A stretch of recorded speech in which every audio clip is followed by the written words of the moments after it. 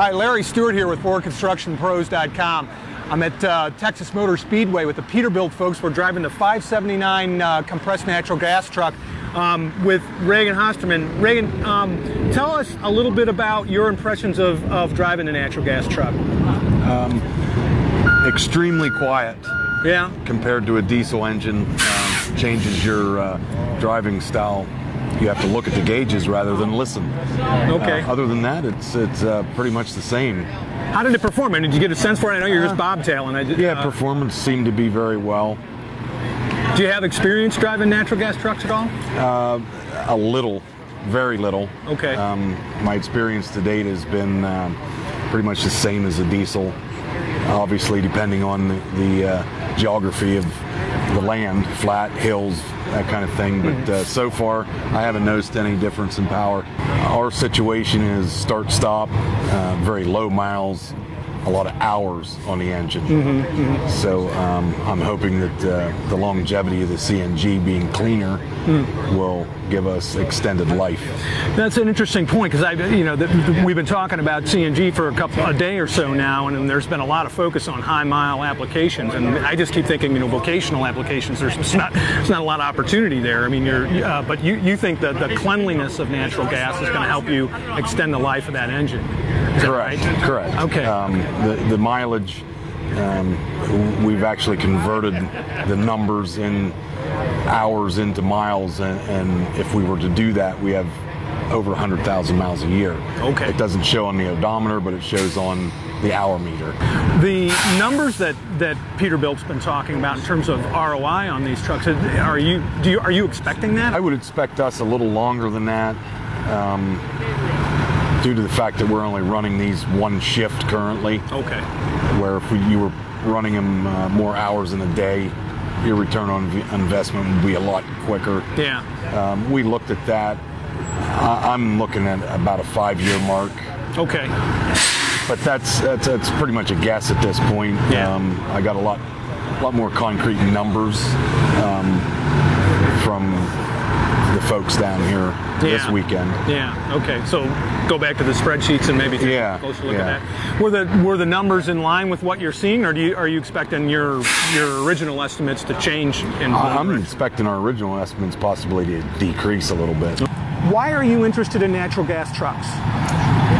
Mostly for the fuel mileage. Well, there's so many different reasons to be interested in it.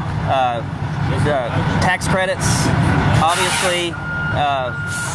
All the way down to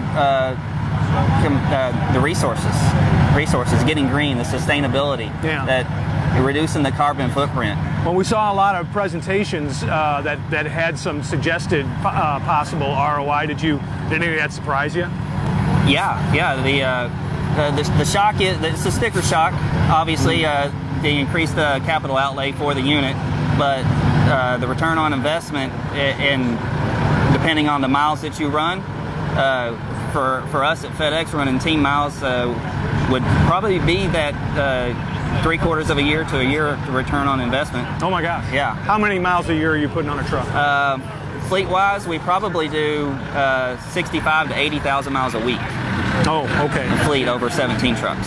Over 17 total, all 17 trucks. Okay. So you just got out of the truck. What did you think of the way the truck performed? The power was there. The power was there. Obviously, we're bobtailing. We're not pulling loads, but you could not tell the difference between that and the diesel. And that's what I'm looking for my employees.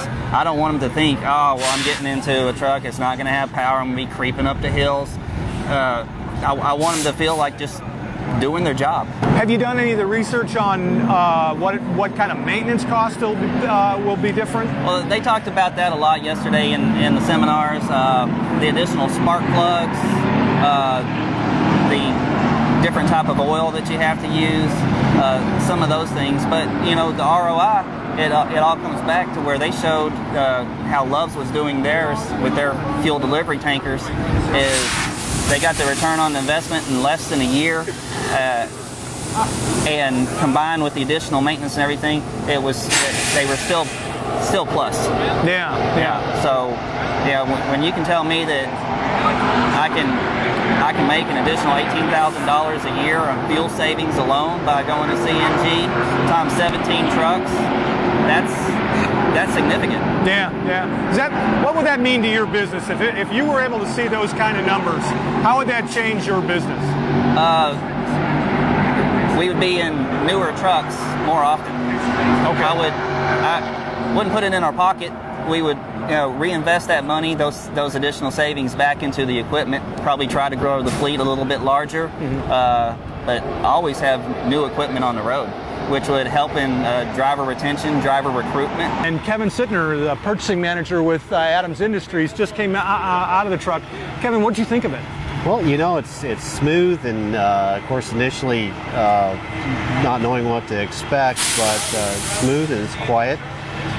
Truly, I'd like to have a trailer on it, and to really be able to go out and see what it really do. But initial thoughts is work out pretty well. Yeah, about what you expected from a diesel truck. Actually, yes, it is. Yeah. Dan Shoemaker with JX Peterbilt has just gotten out of the cab. What'd you think? You've driven some of these trucks, delivering them to customers. Yes, I have. Very impressive truck. Is this the first time you've been in this truck? First time that I've been in a 579 with the ISX12 gas engine. Okay. But it's unbelievable. You can't hardly hear the engine run. Extremely quiet environment. Very driver friendly, very comfortable truck. But just impressive with the power, the response that it has. And I think, like you say, as the wave of the future is turning, I think it's really going to be a classic truck once again for Peterbilt Motors to take over that sector. Is this the first 12-liter that you've driven gas? Not the first 12-liter I've driven, but the first 12-liter set up in the 579 model. Okay. So I've driven the 12 liters in the 384 model and the 386 model. Okay. And I also have experience with the ISL9 G and the 384s, plus in the refuse market with the 320s. Right. Can you identify some differences between the gas engine and the 579 and the predecessors? Yes. Just a little bit more responsive and how they interact with the transmissions, whether it's manual shift or the automatic. So it's more driver friendly.